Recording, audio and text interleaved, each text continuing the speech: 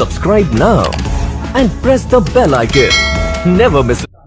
तो hi hello everyone, आप सभी लोगों का स्वागत है महिंद्रास के ऑफिशियल यूट्यूब चैनल पे और मैं कुलदीप महिंद्रास तहे दिल से आप लोगों का स्वागत करता हूं रीजनिंग के शानदार सेशन में। तो चलिए भी आज सेशन की शुरुआत करते हैं और कुछ नया सीखने की तैयारी में अपने लग जाते हैं। आज का हम लोगों का जो टॉपिक होने वाला है वो है डाइस। डाइस मतलब आप लोगों को अच्छे से पता है पासा। पासा आप लोगों ने सुना भी होगा क्योंकि मोस्टली लोग जब फ्री टाइम हो जाता है तो सोचते हैं चलो लूडो खेल लेते हैं, और लूडो में वहां पे जो वर्ड यूज होता है उसमें एक पासा भी आता है ना। शकुनी मामा के पासे थे, महाभारत तक हो गई थी। लेकिन अब सवाल ये उठता है, हमारा सवाल जो पेपरों में आएगा वो कैसा रहेगा डाइस के ऊपर, या फिर हम लोगों को कितनी हेल्प मिल सकती है डाइस के सवालों से। तो चलिए एक बार सबकी शुरुआत करते हैं, सीखने पढ़ने के अपने क्रम को एक स्टेप आगे बढ़ाते हैं और चलिए सेशन की शुरुआत करते हैं। सबसे पहले आप लोग एक बात ये देख लीजिए, मार्च के अपकमिंग बैचेस आप लोग एक बार देख लीजिए। 10:30 बजे से एसएससी का बैच ऑलरेडी स्टार्ट हो चुका है 1 मार्च से। इसके अलावा 15 मार्च से आप लोगों के बैंक के बैच शुरू हो रहे हैं सुबह 8 से 10 में। तो ये एक इन्फॉर्मेशन है बहुत इंपॉर्टेंट। तो आप अपनी एज पर योर नीड क्या करा सकते हैं, इनरोल यहाँ पे करा सकते हैं, ठीक है। तो इन दोनों बैचों की टाइमिंग मैंने यहाँ पे बता दी है। अधिक जानकारी के लिए आप महिंद्रास की ऑफिशियल वेबसाइट www.mahindras.org पे विजिट कर सकते हैं, टोल फ्री नंबर पे कॉल कर सकते हैं, ठीक है। सबसे पहले आप थोड़ा सा समझ लीजिएगा डाइस के बारे में। पासे यानी कि पासे 2 प्रकार के होते हैं। सबसे पहली बात, अगर आप लोग थोड़ा सा समझें और उसको थोड़ा सा डिटेलिंग में समझें, उसके बाद हम सवाल पे भी चलेंगे। लेकिन किसी भी चीज का पहले कॉन्सेप्ट क्लियर होना बहुत जरूरी होता है। तो सबसे पहले अगर मैं यहाँ पे कॉन्सेप्ट क्लियर करता हूं तो ध्यान रखिए, डाइस यानी कि पासा 2 टाइप का होता है। एक होता है स्टैंडर्ड डाइस और एक होता है ऑर्डिनरी डाइस। सर ये स्टैंडर्ड डाइस क्या है, ये क्या होता है, और ऑर्डिनरी डाइस क्या होता है, और दोनों में अंतर क्या होता है, सर ये तो हमें कुछ नहीं पता। तो चलिए सबसे पहले इन सभी चीजों के बारे में 1 बाय 1 करके जानते हैं और सीखने की शुरुआत करते हैं। सबसे पहले आप लोग एक बात ध्यान रखिएगा, जैसे मैंने अभी आप लोगों को एक बात बोली कि आप लोगों के सामने जो डाइस देखने को मिलेगा इसमें 2 टाइप का पासा था। एक आप लोगों का आ रहा था ऑर्डिनरी और एक आप लोगों का आ रहा था स्टैंडर्ड, ठीक है। अब सबसे पहले यहां पे अंतर समझ लीजिएगा, ऑर्डिनरी और स्टैंडर्ड में अंतर क्या है। स्टैंडर्ड का मतलब होता है मानक पासा और ऑर्डिनरी का मतलब क्या है, साधारण पासा। अब सबसे पहले इन दोनों में अंतर समझिए, पेपर में कौन सा आता है वो जान लीजिए। सबसे पहले जैसे हम डाइस देखते हैं ना, डाइस में कभी कोई अंतर सोचा ही नहीं सर कि है भी या नहीं है, लेकिन एक्चुअल में डाइस में अंतर होता है। अब देखिए यहां पे मैं 2 तरह के डाइस आप लोगों के फ्रेम कर रहा हूं। आप लोगों को यहां पे देखने को मिलेगा 1 2 3 और यहां पे मैंने लिख दिया 4 3 1। अब यहां पे इन दोनों में से ये सिंपल है और ये स्टैंडर्ड है। आप ऑर्डिनरी को सिंपल भी बोल सकते हैं, ऐसी कोई दिक्कत नहीं। सर ऐसा क्यों? अब मेरी एक बात सुनिएगा, स्टैंडर्ड डाइस यानी कि मानक पासा ऐसा पासा होता है जिसके किसी भी 2 नंबरों का सम कभी भी टोटल करने पे 7 नहीं बनेगा शो होने के बाद पे। जैसे अगर मैं 3 और 2 को जोड़ूं तो 7 नहीं बनेगा, 2 और 1 को जोड़ूं 7 नहीं बनेगा, 1 और 3 को जोड़ूं 7 नहीं बनेगा। तो यहां पे एक बात लिख देते हैं, when any 2 digit total is not 7, show होने के बाद पे, दिखाई देने के बाद पे कोई भी 2 नंबरों का टोटल 7 दिखाई नहीं देता, ठीक है। ऐसा इसलिए हो रहा होता है क्योंकि ये अपोजिट में आ रहे होते हैं। देखो अपोजिट में आने का मतलब ये है, जैसे अगर एक पासा है इसके ऊपर 2 लिखा है, मेरी बात समझना ध्यान से, तो उसके नीचे वाला नंबर देखने वक्त मैं ऊपर वाला नहीं देख सकता। अपोजिट कभी भी जिंदगी में 7 नहीं दिखाई दे सकते। अगर 2 ऊपर है तो बताओ कैसे मैं नीचे वाला देख सकता हूं, मैं देख ही नहीं सकता सर, वो संभव ही नहीं हो सकता, आपके लिए किसी के लिए संभव नहीं हो सकता। तो बस यहां पे यही वाली बात आप लोगों की मेन आ जाती है, ठीक है। तो यहां पे 1 के अपोजिट में वो आएगा तो 7 बना दे, यानी कि 1 अगर टॉप पे है तो बॉटम में क्या आ रहा होगा, वो आ रहा होगा तो 7 बना दे, मतलब बोले तो 6। 2 के अपोजिट में क्या आ रहा होगा 5, 3 के अपोजिट में क्या आ रहा होगा 4। सबको ये वाली बात समझ में आई, क्लियर हुआ, हाँ है ना। एक बार थम्स अप करते चलिएगा, कमेंट बॉक्स में कोई बात है तो वो भी पूछते चलिएगा, कोई दिक्कत वाली बात नहीं है। इसके जस्ट अपोजिट ऑर्डिनरी डाइस क्या होगा, जब किसी भी 2 नंबरों का टोटल आपका 7 बन जाए। जैसे 4 और 3 अगर मैं जोड़ता हूं तो 7 बन जाता है, कोई भी 2 नंबर हो सकते हैं, डजंट मैटर, लेकिन वहां पे 7 कहीं ना कहीं फ्रेम हो रहा होगा। मेरी बात शायद समझ में आ रही होगी, तो मैं यहां पे ये लिख दे रहा हूं, when any 2 digit total is 7, ये शो होने के बाद पे होता है। यहां पे नहीं होता, यहां पे होता है। अंतर आई होप मेरी बात समझ में आ गई होगी। जब पासे के 2 नंबरों का टोटल 7 दिखाई दे जाए, अब 7 दिखाई दे रहा है तो उसका ये मतलब है सर, अब यहां पे मैं बोलूं 4 के अपोजिट में क्या आएगा, तो आप ये नहीं बोल सकते 4 के अपोजिट में 3 आएगा। सर क्यों? 4 के अपोजिट में 3 आ ही नहीं सकता, क्योंकि 4 के अपोजिट में 3 आ रहा होता तो अपोजिट कभी साथ में दिखाई नहीं देते ना। 4 अगर टॉप पर है तो 3 भी नीचे होता, अब टच कैसे हो रहा होगा, साथ में कैसे दिखाई दे रहा है ना। तो अब यहां पे कोई आपसे बोले तो 4 के अपोजिट में क्या आएगा, तो 4 के अपोजिट में हम बोल सकते हैं 1 और 3 तो नहीं आएगा भाई, अपोजिट कभी भी 7 दिखाई नहीं देते। वो क्या आ सकता है, या तो 2 आ सकता है, या तो 5 आ सकता है, या तो 6 आ सकता है ना। 3 के अपोजिट में क्या आएगा, सेम कंडीशन 2 5 या 6। 1 के अपोजिट में क्या आएगा, सेम कंडीशन 2 5 या 6। मतलब आप लोग बेसिक बात समझ गए होंगे। आपके पेपर में सिंपल डाइस यानी कि ऑर्डिनरी डाइस के सवाल पूछे जाएंगे इस केसेस के लिए, क्योंकि आप कंफर्म नहीं कर सकते, इसके लिए एग्जामिनर कम से कम एक पास होगा तो 2 बार या 3 बार उछाल के पेपर में दे रहा होगा। 4 बार भी उछाल सकता है, उसमें कोई दिक्कत नहीं है। मैं आपको सभी कॉन्सेप्ट करवाऊंगा, लेकिन पहले यहां तक का पार्ट सबको डन है। स्टैंडर्ड डाइस क्या आती है, जिसमें पासे के टोटलों का नंबर 7 दिखाई नहीं देता। वो इसलिए दिखाई नहीं देता क्योंकि वो अपोजिट में आ रहे होते हैं। 1 के अपोजिट में 6, 2 के अपोजिट में 5, 3 के अपोजिट में 4। ऑर्डिनरी डाइस क्या है, जिसमें पासे के टोटलों का नंबर 7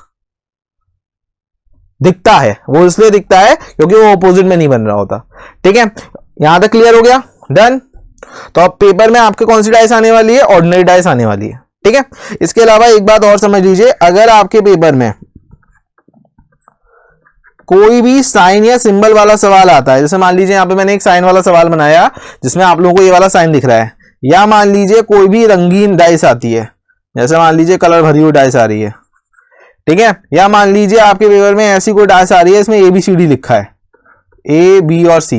तो ये जो सभी टाइप की डाइस हैं, ये किसका टाइप है, एक तरह से ये सभी टाइप की डाइस आप लोगों का ऑर्डिनरी डाइस का एक टाइप बनती हैं। ये सभी ऑर्डिनरी में काउंट होंगी। क्लियर है यहां तक की सब बातें? तो एक बार यहां तक की सब बातें क्लियर है तो थम्स अप शो कर दीजिए कि हाँ यहां तक की सब बात क्लियर है, ताकि हम लोग जब आगे बढ़े तो दिक्कत ना हो। ठीक है, तो स्टैंडर्ड डाइस पेपर में नहीं है, पूछा जाएगा क्योंकि वो बहुत सिंपल है। सर 1 के अपोजिट में 6, 2 के अपोजिट में 5, 3 के अपोजिट में 4। पेपर में कौन सी डाइस आएगी, ऑर्डिनरी डाइस आएगी, यानी कि सिंपल डाइस आएगी। तो सीधा सीधा है, सिंपल डाइस कब बन रही है, जब कोई भी 2 नंबर का टोटल 7 दिखाई देता है शो होने के बाद पे, क्योंकि वो फिर अपोजिट में नहीं आ रहा होगा। अब इस केस में एग्जामिनर क्या करेगा, इस केस में एग्जामिनर कम से कम एक पासे को 2 बार उछालेगा। अब मेरी एक बात समझो सभी लोग, अगर मैं एक पासे को 2 बार उछाल रहा हूं तो क्या क्या हो सकता है, एक पासे को 2 बार उछालने में क्या क्या पॉसिबिलिटी है, मतलब वो दिमाग में लगाओ। सर एक पासे को अगर आप 2 बार उछाल रहे हैं तो हो सकता है एक नंबर कॉमन दिखाई दे, एक बार में 3 फेस दिखाई दे रहे हैं, ये वाली बात तो क्लियर है ना। एक बार में 3 फेस दिखाई दे रहे हैं तो हो सकता है केवल एक नंबर दिखाई दे, हो सकता है 2 नंबर दिखाई दे, या हो सकता है तीनों नंबर दिख जाए, या ये भी हो सकता है कोई नंबर ना दिखे, है ना। तो अब हम चारों केस को समझेंगे, बट पहले आई होप ये यहां तक का स्थिति आपके सामने क्लियर है। आप लोगों को बेसिक एक पता है, डाइस एक तरह से क्या है आप लोगों का, डाइस एक तरह से एग्जांपल ऑफ आपका क्यूब है। ठीक है, एक डाइस के कितने फेस होते हैं, एक डाइस के आप लोगों के 6 फेस होते हैं, लेकिन एक बार में 3 फेस दिखाई देते हैं। ये बेसिक बातें हैं जो आप लोगों को पता है। स्टैंडर्ड और सिंपल डाइस होती है। स्टैंडर्ड डाइस वो जिसमें पासे के टोटलों का नंबर 7 दिखाई नहीं देता, क्योंकि वो एक दूसरे के अपोजिट में आ रहा होता है। 1 के 6, 2 के 5, 3 के 4। सिंपल डाइस में दिखाई देता है और उस केस में ही आप लोगों को समझना है। ठीक है, चलिए अब सबसे पहले हम डाइस के जो चारों केस हमने बोले, 1 नंबर कॉमन, 2 नंबर कॉमन, कोई नंबर कॉमन ना होना, या तीनों नंबर कॉमन होना, हम सब समझेंगे। ठीक है, चलो सबसे पहले हम लोग बात करते हैं पहले केस की। सर कौन सा केस? सबसे पहला केस आप लोगों का जो बन जाएगा वो आप लोगों के सामने ये बनेगा, व्हेन 1 नंबर इज कॉमन। मैं एक काम ही कर रहा हूं, मैं इसको एक लाइन में बांट दे रहा हूं, ठीक है, जिससे आप लोगों के सामने सारी मनोस्थिति आपकी क्या हो, क्लियर हो जाए। ठीक है, और ये सब केस किसके हैं, सबसे पहले यहाँ पे समझ लीजिए, ये सभी केस आप लोगों के किसके हैं, ये सभी केस आप लोगों के सिंपल डाइस के लिए। ठीक है, सबसे पहली बात, सबसे पहले पहला case, when 1 number is common.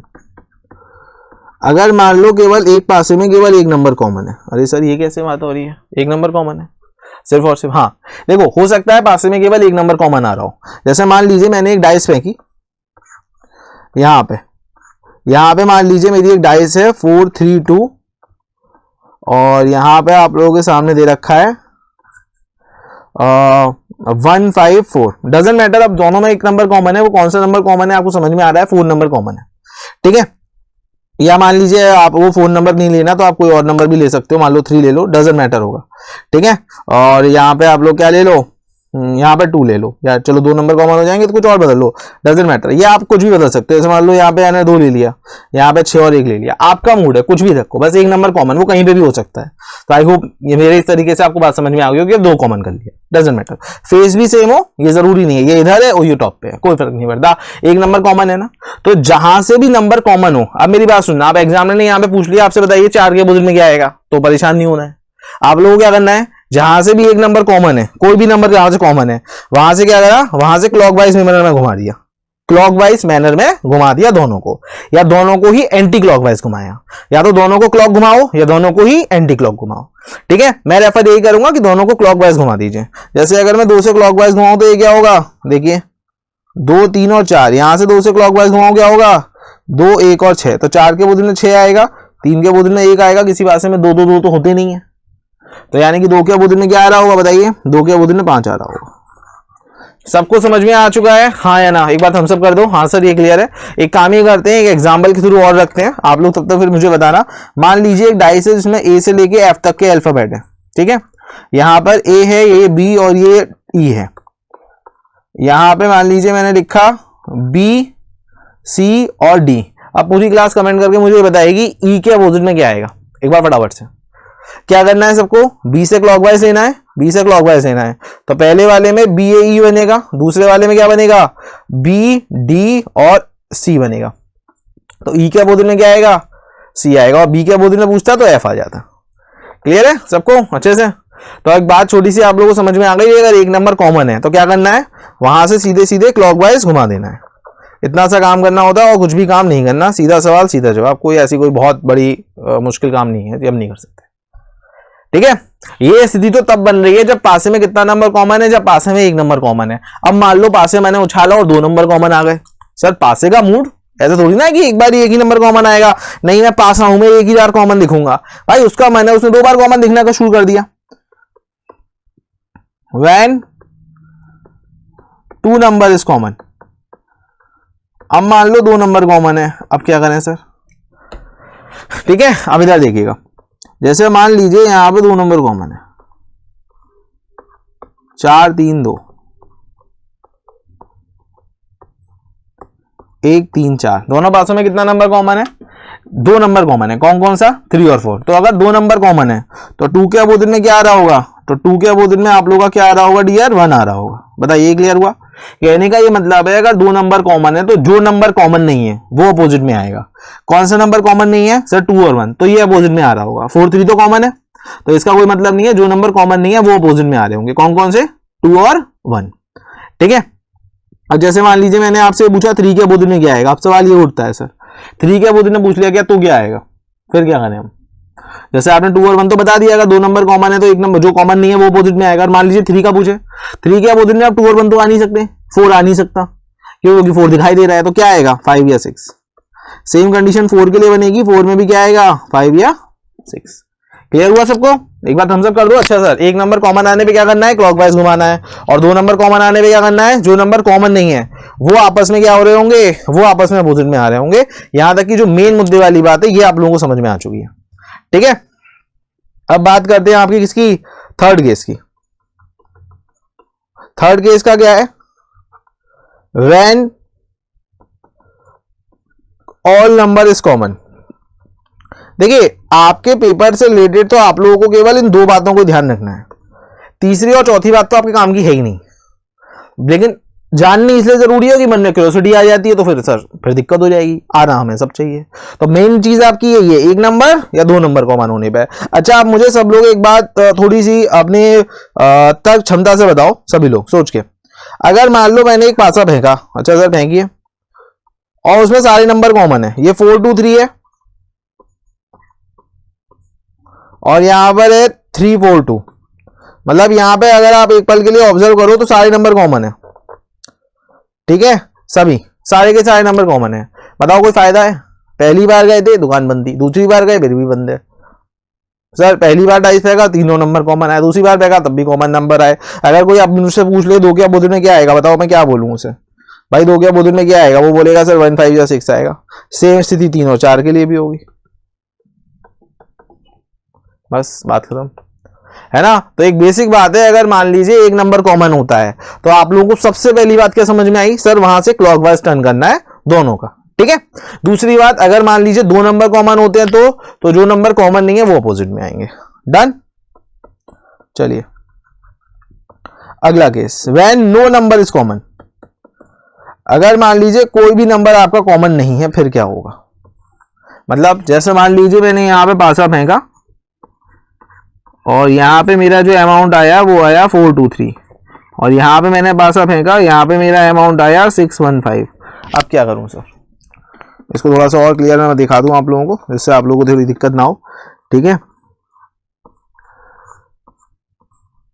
4 2 3 और 6 1 5, कोई नंबर कॉमन नहीं है। एक नंबर कॉमन होता तो क्लॉकवाइज घुमा देता, 2 नंबर कॉमन होते जो कॉमन नहीं है। अब यहाँ पे जब सारे नंबर कॉमन है तो उस स्थिति में आप आंसर कर सकते हैं, जवाब है नहीं। जब कोई नंबर कॉमन नहीं है तब भी आप आंसर नहीं कर सकते। 4 के अपोजिट में 6 नहीं लिख दूंगा मैं, मुझे क्या पता, पास थोड़ा सा अगर मैं टेढ़ा कर दूं, 6 की तरफ से इधर से घुमा दूं तो ये 1 टॉप पे आ जाएगा कि नहीं। फिर तो 4 के अपोजिट में एग्जामिनर पूछेगा तो आप क्या बोलेंगे, 4 के अपोजिट में 1 6 या 5 में से कुछ भी आ सकता है। सेम कंडीशन 2 के अपोजिट में होगी, 2 के अपोजिट में भी 1 5 या 6 में से कुछ भी आ सकता है, और सेम कंडीशन 3 के अपोजिट में होगी, 1 5 या 6 में से कुछ भी आ सकता है। सबसे पहले आप लोगों को जो मेन मुद्दे वाली बातें हैं वो क्लियर हुई सबको, हाँ या ना। तो एक बार थोड़ा सा हम लोग फिर से रिवीजन करते हैं, थोड़ा सा जरूरी है। देखिए रिवीजन का मतलब होता है आप खुद को बेहतर कर रहे हैं, अपने नोट्स को दोहरा रहे हैं। थोड़ा सा रिवीजन करते हैं हम लोग। तो हम लोगों ने क्या समझा, जब एक नंबर कॉमन है तो आपको क्या करना है, वहां से डियर क्लॉकवाइज घुमा दो, ठीक है, दोनों को, तो आंसर आ जाएगा। जब 2 नंबर कॉमन है तो जो नंबर कॉमन नहीं है वो अपोजिट में आते हैं। मान लो सारे नंबर कॉमन है तो उस मनोस्थिति में आप आंसर करने की योग्यता नहीं रखेंगे अगर सभी नंबर कॉमन है, और आप उस मनोस्थिति में भी आंसर करने की योग्यता नहीं रखेंगे जब मान लीजिए कोई भी नंबर कॉमन नहीं है, ठीक है। तो आप पूरी क्लास को यहां तक की सब बातें समझ में आ गई हैं, आपको कुछ चारों केस अच्छे से क्लियर हैं। एक बार आप लोग देख लीजिए, यहां पे मैंने डाइस का पहले अंतर समझाया, ऑर्डिनरी और स्टैंडर्ड डाइस में क्या अंतर है। इसके अलावा मैंने आप लोगों को ऑर्डिनरी डाइस यानी कि सिंपल डाइस के चारों केस पढ़ाए, जिसमें से आपके मुख्य केस जो है वो प्राथमिक केस शुरुआत के दोनों है, जहां पे 1 नंबर कॉमन है और जहां पे 2 नंबर कॉमन है, ठीक है। अब एक काम ये करते हैं, अब आप लोगों के साथ में सवाल जवाब का सिलसिला शुरू करते हैं, क्योंकि देखो बातें सही कितनी सारे समझी हैं ये पता चलता है कि आप लोग जब सवाल पूछे जाते हैं, है ना भाई। ये तो हुई नोट्स की बात, ये तो हुई काम की बात। हाँ सर 1 नंबर कॉमन है तो क्या करोगे, कमेंट करो एक बार सब लोग, सर क्लॉकवाइज घुमाएंगे। और अगर 2 नंबर कॉमन है तो एक बार फटाफट से कमेंट कर दो क्या करोगे, तो जो नंबर कॉमन नहीं है वो अपोजिट में आएंगे। ये बहुत बढ़िया सी चीज है, आप लोग को अच्छे समझ में आ चुकी है, लेकिन सवाल के बिना कहानी आगे नहीं बढ़ेगी। तो चलिए एक बार सवाल का सिलसिला देखते हैं और देखते हैं कि सवाल में आप कितने लाएंगे, है ना। तो ये आपके सामने पहला सवाल आ गया और टाइमर बाबू भी स्टार्ट है। सवाल क्या है, सवाल आपसे पूछा गया है 5 के अपोजिट में क्या आएगा, और अगर आप थोड़ा सा पासे को ऑब्जर्व करें तो दोनों पासों में क्या नंबर कॉमन दिखाई देता है, दोनों पासों में 6 नंबर कॉमन दिखाई देता है। सवाल में अगेन आपसे बोल रहा हूं क्या पूछा गया है, 5 के अपोजिट में क्या आएगा। टाइमर के खत्म होने से पहले मेरी क्लास मुझे पूरा भरोसा ये दिलाती है कि हाँ हम आंसर करने की योग्यता रखते हैं, ये मुझे भरोसा है आपके ऊपर, ठीक है। देखिए अगर दोनों पासों में 6 नंबर कॉमन है तो आप क्या करोगे, सर वहां से हमें बस क्लॉकवाइज टर्न अप करा दो यहां से दोनों में, तो ये बन जाएगा आपका 6 3 और 4, ये बन जाएगा आपका 6 5 और 1, तो 4 के अपोजिट में 1 आएगा, 3 के अपोजिट में क्या आएगा 5, और मुझे अगर कोई ये पूछे 6 के अपोजिट में क्या आएगा तो वो अगर पूछता है एग्जामिनर तो 2 हो जाता, क्योंकि किसी पासे में एक जैसे 2 तो नहीं होंगे, है ना, ना एक जैसे 6 होंगे। तो अभी फिलहाल उसने 5 के अपोजिट में पूछा है तो क्या होगा जवाब, 5 के अपोजिट में क्या आएगा 3 आएगा। सीधा सवाल सीधा जवाब, बहुत आसानी से देते हुए आप आगे बढ़ जाएंगे। किसी को कोई समस्या एक बार बता दीजिए। क्लॉक लिया है 634, क्लॉक लिया है 651, सीधा जवाब सीधा जवाब, डन। थम्स अप कर दो एक बार अगर समझ में आ गया है तो कमेंट बॉक्स में जल्दी से thumbs up thumbs up thumbs up, सब थम्स अप दिख जाए चाहिए। आपका जो थम्स अप होता है ना ये मेरे लिए प्यार का काम करता है, ठीक है। चलिए अगला सवाल एक और आ गया, बताइए 3 के अपोजिट में क्या आएगा। अब की बार 3 के अपोजिट में पूछा गया है, और इस बार क्या आपको पेन पेंसिल भी चलाने की जरूरत है, थोड़ा सा सोचिए। देखिए मैं आपको सिखा रहा हूं, लेकिन मैं आपसे उम्मीद क्या करूंगा कि आप सभी लोग ऑन स्क्रीन कर पाएंगे। मतलब स्क्रीन पे सवाल आया जवाब आया, स्क्रीन पे सवाल आया जवाब आया, लिख लिख के क्या फायदा है, वो तो फिर सारी दुनिया कर रही है। आप कुछ अलग करो, कुछ अलग बढ़ो, सीखो बस। अब आपने दिमाग लगाया दोनों पासों में 3 है, 3 के अपोजिट में क्या आता है, 3 के अपोजिट में वो आता है जो दिखाई नहीं दे रहा, क्योंकि अगर दोनों पासों में सेम नंबर है तो वो आएगा तो दिखाई नहीं दे रहा। क्या दिखाई नहीं दे रहा बताओ, 2 दिखाई नहीं दे रहा, 2 पे टिक कर आगे बढ़ गए। अगर किसी को एंडेड को नहीं समझ में आया हो तो मैं दोबारा समझाता हूं।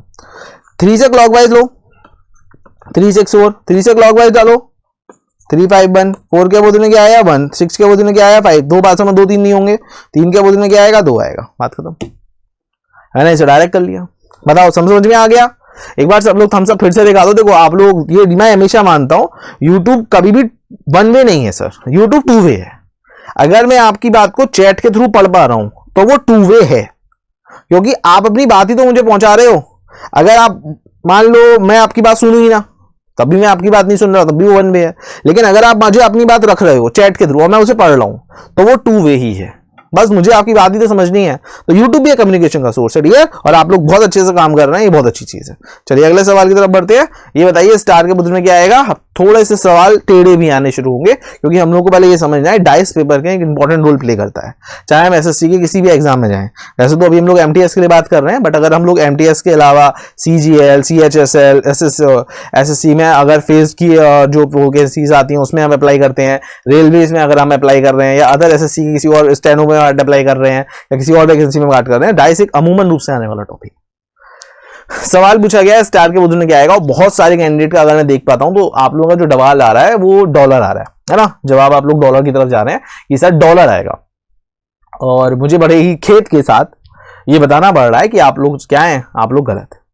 देखिए मेरी बात सुनिएगा, क्या करेंगे आप लोग, क्लॉकवाइज लेंगे स्टार से, स्टार @ और हैश, यहां से क्लॉकवाइज घुमाइए, स्टार परसेंटेज और प्लस, हैश के बदले में क्या आएगा प्लस, @ के बदले में क्या आएगा परसेंटेज। किसी भाषा में 2 स्टार होते हैं बताइए, नहीं होते, तो स्टार के बदले में क्या आएगा।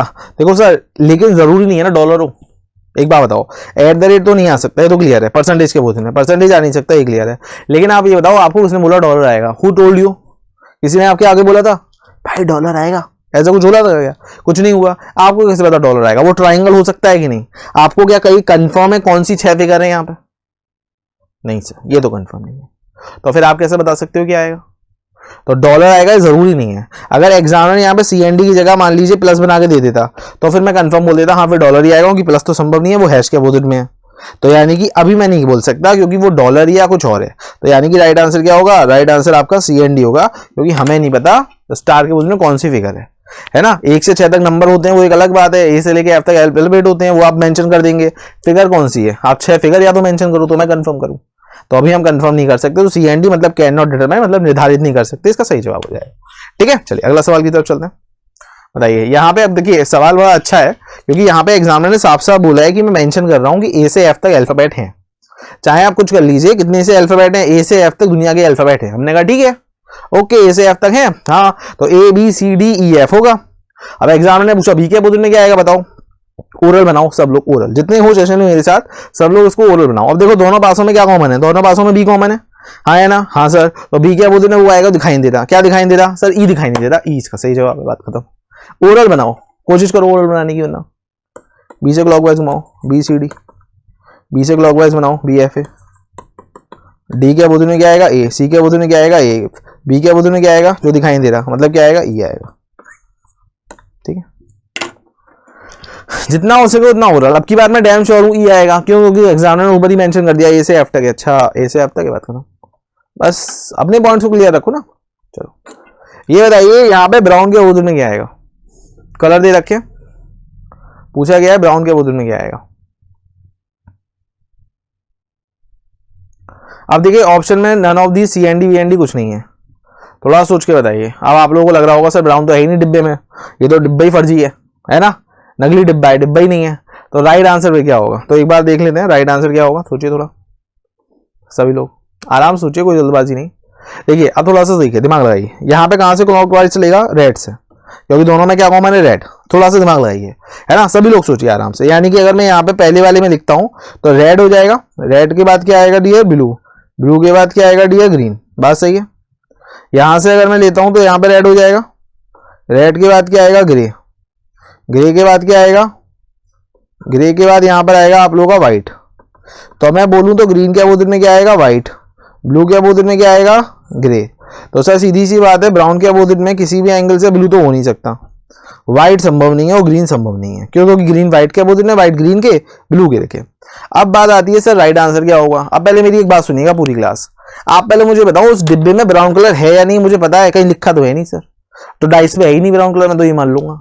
तो राइट आंसर बन जाएगा मेरा सीएनडी। बट सवाल ये है सीएनडी ऑप्शन में नहीं है सर, नन ऑफ दिस टिक करो फिर बेटा, नन ऑफ दिस भी ऑप्शन में नहीं है। बट आप पहले मेरी बात सुन रहे हो, पहले प्रायोरिटी किसको जाती, पहले सीएनडी को प्रायोरिटी जाती, पहले बात समझो सब लोग, और नन ऑफ दिस होता तो उसी को प्रायोरिटी जाती। देखो सिर्फ क्लास का मतलब ये नहीं होता मैं आया सवाल दिया और चला गया, पहले आप कॉन्सेप्ट अपने क्लियर करो, कॉन्सेप्ट की क्लियरिटी जरूरी है। सीएनडी होता तो सीएनडी आता, नन ऑफ दिस होता तो नन ऑफ दिस आता, ये दोनों ऑप्शन में उपलब्ध नहीं है, ये दोनों ही ऑप्शन में उपलब्ध नहीं है। तो राइट आंसर क्या बनेगा, राइट आंसर वो बनेगा जो उसमें हो सकता है। है ना, यानी कि ब्लू तो हो नहीं सकता, व्हाइट हो नहीं सकता, ग्रीन हो नहीं सकता। अब मैं यहाँ पे आपसे पूछूं बताओ रेड के अपोजिट में क्या आएगा, तो आप क्या बता दे सर रेड के अपोजिट में वो आएगा, दिखाई नहीं दे रहा। अब की बार सवाल को उल्टा उसने पूछ लिया है ना। जैसे अगर मैं बोलूं रात के अपोजिट में क्या आता है तो आप बोलोगे दिन, और मैं बोलूं दिन के अपोजिट में क्या आता है तो आप बोलोगे रात। तो बस रेड के अपोजिट में वही आएगा जो दिखाई नहीं दे रहा। क्या दिखाई नहीं दे रहा सर, ब्राउन दिखाई नहीं दे रहा, ब्राउन हो जाएगा। यानी कि ब्राउन के अपोजिट में अगर एग्जाम में बोलता है कि ब्राउन के अपोजिट में क्या आ रहा है बताओ, तो ब्राउन के अपोजिट में क्या आ रहा है आप क्या बोलोगे, रेड आ रहा है। क्लियर है सबको, कॉन्सेप्ट की क्लियरिटी बहुत जरूरी है सबके लिए, ठीक है। चलिए अगला, 4 के विपरीत क्या आएगा बताइए, 4 के अपोजिट में क्या आएगा, सब लोग सोचिए एक बार फटाफट से। व्हाट कम्स अपोजिट ऑफ 4, 4 के अपोजिट में क्या आने वाला है बताइए। अब दोनों में अगर देखो तो दोनों में क्या कॉमन है, दोनों में आप लोगों का क्या कॉमन है, 3 कॉमन है। क्लॉकवाइज लगा दो 3 से, सीधे उड़ाओ। क्या ये ट्रिक लगेगी, सब लोग हाँ तो कर रहे हो कमेंट बॉक्स में, सोच लो फिर मैं डांटूंगा। नहीं सर देखो बिल्कुल सही कमेंट आना शुरू हुआ, सर ये वाली ट्रिक नहीं लगेगी। क्यों नहीं लगेगी, क्योंकि सर आपने हमें 2 ट्रिक सिखाई थी। पहली ट्रिक जब एक नंबर कॉमन होता है तो वहां से क्लॉकवाइज करो, लेकिन सर आपने हमें एक और ट्रिक सिखाई थी, अगर मान लो किसी भाषा में 2 नंबर कॉमन है, कितने 2 नंबर कॉमन है, तो वहां से क्या करना है, वहां से आप लोगों का वो नंबर अपोजिट में आएंगे जो दिखाई वो नंबर अपोजिट में आएंगे जो दोनों में है, ठीक है, मतलब अलग अलग है। जैसे 2 नंबर कॉमन है 5 और 3, 5 और 3, तो जो नंबर कॉमन नहीं है वो अपोजिट में आ गए जो अलग अलग वाले हैं। तो 4 के अपोजिट में क्या आएगा, 1 आएगा। एग्जाम में मोस्टली पूछता भी इसी का है, लेकिन अगर मान लो एग्जाम में 5 का पूछा तो क्या बोलोगे, तो सर या तो वो 6 होगा, 4 और 1 तो हो नहीं सकता, या फिर वो 2 होगा, ठीक है। 5 का पूछ लेता तो, लेकिन पूछेगा नहीं। 99% केसेस में वो ऐसे ही रखता है कि अगर 2 नंबर कॉमन है तो जो नंबर कॉमन नहीं है वो अपोजिट में आएंगे। तो 4 का अपोजिट क्या होगा, 1 होगा। 1 इसका सही जवाब हो जाएगा। क्लियर है, तो मतलब अब आप लोगों को डाइस आसान लग रही होगी, है ना। देखो बॉस एक बार जल्दी से थम्स अप कर दो कि हाँ सर यहाँ तक के सब समझ में भी आ रहा है और कॉन्सेप्ट भी सबके क्लियर है, ठीक है। चलिए यहाँ पे आपसे पूछा गया है बताइए 2 के अपोजिट में क्या आएगा। अब देखिए यहाँ पे 3 पासे दे दिए गए, एग्जामिनर की थोड़ा दिमाग देखिए भाई, तुम 3 पासे क्यों दे रहे हो, सर ने तो केवल 2 पासों का बताया है। अच्छा मैंने 2 पासों का बताया है, पासा तो एक ही है ना, तो 3 बार फेंका गया, तो आप अपने मतलब के 2 पासे उठा लो भाई, आप अपने मतलब के 2 पासे उठा लो, बात करना वही। आपको एग्जाम में बोल रहा है भी हम 4 बार फेंकेंगे, हाँ भाई फेंको क्या दिक्कत है। तो आप अपने मतलब के क्या करो, आप अपने मतलब के 2 पासे उठा लो जो आपके काम के लगते हैं। आपको बताओ कौन कौन से पासे काम के लग रहे हैं, जिसमें दोनों में कुछ कॉमन हो या कुछ हो। सबसे पहले ये देखो सवाल किसके बारे में पूछा गया है, सवाल 2 के बारे में पूछा गया है। जिसके बारे में पूछा जाए पहले वो देखो भाई तुम कहाँ हो, उसकी तो जरूरत है ही। अब दोनों इन दोनों में कॉमन है 2, बात सही है। तो यहां से आप लोग वैसे तो डायरेक्ट आंसर कर सकते हो, अगर इन दोनों में 2 कॉमन है तो 2 के अपोजिट में वो आएगा, दिखाई नहीं दे रहा, क्या दिखाई नहीं दे रहा, 5 हो जाएगा जवाब। लेकिन अगर मैं प्रॉपर डिटेलिंग से बताता हूं तो देखो दोनों में कॉमन क्या है 2, तो वहां से क्लॉकवाइज उठाओ, ठीक है। अरे तो ये हो जाएगा आपका 2, 6 और 3, यहां से क्लॉकवाइज उठाओ, ये हो जाएगा 2, 4 और 1, तो 3 के अपोजिट में 1 आएगा, 6 के अपोजिट में 4, 2 के अपोजिट में क्या आएगा 5 इसका सही जवाब है 5, ठीक है। चलो अगला सवाल, ओ के अपोजिट में क्या आएगा बताइए, सोच के आराम से बताइए, कोई जल्दबाजी नहीं, कोई हौच पौच नहीं, कोई बर्डन नहीं है, आराम से आपकी क्लास है। अगर कहीं दिक्कत आए तो कमेंट बॉक्स में पूछते चलिए, कोई परेशानी वाली चीज नहीं है। बताइए ओ के अपोजिट में क्या आएगा, सोचिए सोचिए। अब आपके मतलब का कौन है, अपने मतलब वाले को बुलाओ। रीजनिंग बिल्कुल प्रैक्टिकल लाइफ है, बिल्कुल प्रैक्टिकल करो। आपको किसी से मतलब होता है, उससे प्यार करते बात प्यार करते हो, भैया थोड़ा काम करा दो हमारा, तो सेम कंडीशन यहाँ पे लगाओ। भाई ओ कहाँ हो तुम, अच्छा ये वाले 2 पासों में हो, तो इन 2 पासों की पहले जरूरत पड़ेगी। बात समझ में आ रही है ना, बिल्कुल प्रैक्टिकल है सब चीजें, आप लोगों का कहीं बर्डन नहीं है, पढ़ाई बहुत सरल और आसान है। ओ से आप उठाएंगे कॉमन करेंगे, ये आया ओ, क्लॉकवाइज ले गए एंड और एट द रेट, यहां से ओ है, यहां से क्लॉकवाइज ले गए ओ हैश और परसेंटेज, तो एट द रेट परसेंटेज के अपोजिट में, हैश के अपोजिट में, ओ के अपोजिट में क्या आएगा, दिखाई नहीं दे रहा, क्या दिखाई नहीं दे रहा बताओ सर, प्लस दिखाई नहीं दे रहा, बाकी सब तो दिख चुका है, तो ओ के अपोजिट में क्या आएगा प्लस। सबसे आसान सबसे सरल तरीका है, कहीं मुश्किल नहीं है। आप लोग ये समझो अरे सर कैसे पढ़ना है, डाइस ले जाए क्या, ये करें क्या, कुछ नहीं करो, आराम से बस पढ़ो, एक बार कॉन्सेप्ट अपने क्लियर कर लो, फिर उसके बाद सब चीजें आसान हो जाती हैं। अब मैं पासे को भी 4 बार भी फेंकूंगा, ध्यान रखना, ठीक है। अब यहाँ पे एक सवाल आया, ए के अपोजिट में क्या आएगा, पहले ए को ढूंढो भाई, ए तुम कहाँ हो, किन किन पासों पे हो, पहले वाले पासे में नहीं है, दूसरे और तीसरे में है, तो ए अपने मतलब का डेटा मिल गया, हाँ या ना। तो जल्दी से मुझे कमेंट कर दो एक बार पूरी क्लास, ए के अपोजिट में क्या आएगा फटाफट से, ए के अपोजिट में क्या आएगा, जो दिखाई नहीं दे रहा, सवाल वहीं पे खत्म हो गया, बी आएगा बस। लेकिन हम इसे पूरा बनाएंगे, ठीक है, क्योंकि हमारे साथ सभी टाइप के स्टूडेंट है। मान लो किसी को दिक्कत हुई हो, कोई अभी ज्वाइन हो गया हो तो समझ लीजिए। दोनों पासों में जो भी नंबर कॉमन है वहां से क्लॉकवाइज लीजिए। ए, डी और ई यहां से क्लॉकवाइज लीजिए। ए, एफ और सी, तो एफ के अपोजिट में ई के अपोजिट में सी, डी के अपोजिट में ए के अपोजिट में बी। सवाल खत्म, बात खत्म। ठीक है, सबको समझ में आ रहा है? आसान है, मजा आ रही होगी, बहुत बढ़िया सीख रहे होगे सब लोग। जितना आप लोग मेहनत करते हो उतना आप आगे बढ़ते हो, इस बात को ध्यान रखना। अब पासा 4 बार फेंकना शुरू कर दिया मैंने। पासा एक ही है, उछाला 4 बार गया है, बस इस बात को समझिए। पासा एक ही है, बस उछाला 4 बार जा रहा है। ठीक है, तो आप लोग किस पे फोकस करोगे? कौन चाहिए आपको? सर जो पूछा गया है सबसे पहले उसको देखो, वो कहां पर है? तो सर वो यहां पर है। अच्छा ओ यहां पर है तो ढूंढो। अच्छा ओ भाई तुम यहां पर हो तो इसमें देखो क्या क्या मिल रहा है आपको। डॉलर और प्लस मिल रहा है, डॉलर प्लस मिल रहा है, तो वो क्या अपोजिट में क्या आएगा? स्टार।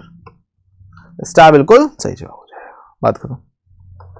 ठीक है, चलिए अब ये वाला सवाल आप लोगों का बनेगा होमवर्क।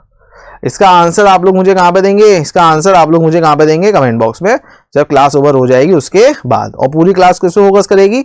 सबसे पहले वॉलेट पे, कि वॉलेट कहां है। वॉलेट आपका यहां पर है, और वॉलेट के अपोजिट में साथ में ऑरेंज और ब्लू है, तो कहीं पे इसका रिलेशन बना सकते हो क्या? सोचो दिमाग लगा के और आंसर करो। देखो मैंने पूरा हिंट दिया है, बाकी आप लोगों ने क्लास को समझा होगा, एंजॉय करा होगा। बेसिक से हाई तक हम लोग पूरा जा रहे हैं, डिटेलिंग के साथ में आप चीजों को सीख रहे होंगे। ठीक है, सभी क्लासेस को करिए, अपनी प्रैक्टिस को मजबूत करिए, और इस वक्त जितना हो सकता है उतना मॉक दीजिए। देखिए बोला जैसे जाता है कि अगर आप डेली एक सेब खाते हैं तो आप डॉक्टर से दूर रहते हैं, इसी तरह से बोला ये भी जाता है कि डेली अगर आप एक मॉक देते हैं तो आप फेलियर से दूर रहते हैं। तो अगर फेलियर को खुद से दूर भगाना है और जल्दी सिलेक्शन पाना है तो इसका सबसे अच्छा तरीका है मॉक पेपर, जो आप लोगों को प्रैक्टिस करने हैं। और इसका आंसर मुझे कमेंट बॉक्स में भी करके बताइएगा, और क्लास कैसी लगी ये भी बताइएगा। तब तक के लिए मिलते हैं अगली क्लास में, और आप सभी लोगों के प्यार और सपोर्ट के लिए बहुत बहुत धन्यवाद। Thank you so much, thank you.